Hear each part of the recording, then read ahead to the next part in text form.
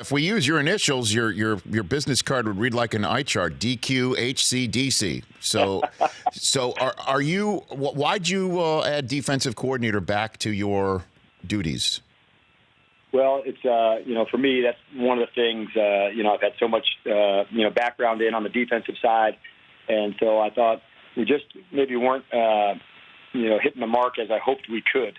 And I wanted to make sure I was going to provide, what that would look like and how it should feel. And so I thought at this point, no better person to do that than me, because if we don't get that part right in terms of the intensity and the way we want to play and the tackling, the physicality, the pressuring on the quarterback, a lot of teams play a lot of similar things. The other 31 teams play 3 deep or man-to-man, but it just has to be the way that we play it. And I love this group, and I just wanted to make sure that we're hitting the mark in all spots, and I thought that was the way I could help the team the best. Well, how does that reconfigure the way you delegate on game day then?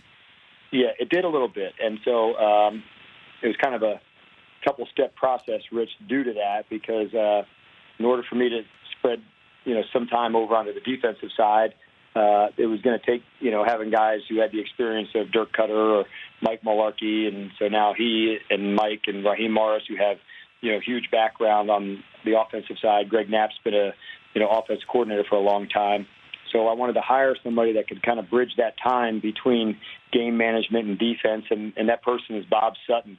So, just from covering the league through the years, oh, yeah. huge experience, like Bob's so smart and has perspective. So when I approached him about the position, I said I could really, use it here to help partner up with me on some of the game management things that we could talk through and discuss together. So what we decided to do, Rich, we put a group together of us, Dirk, myself, Bob, Mike Mularkey, Raheem, and a few others, a special teams coach. And so each Tuesday morning for an hour, getting together all around the league, the game management topics, and together, tried to establish, our own guidelines, and then did them all during the OTAs. And each training camp practice, we try to put the guys in as many of those spaces as we can. And so I wouldn't have been able to do that had it not been for guys like, Dirk Cutter or Mike Markey or Bob Sutton to help me in those spaces where, if I was going to take on a bigger role in the defense, there wasn't going to be a spot that was not going to get the attention it deserved.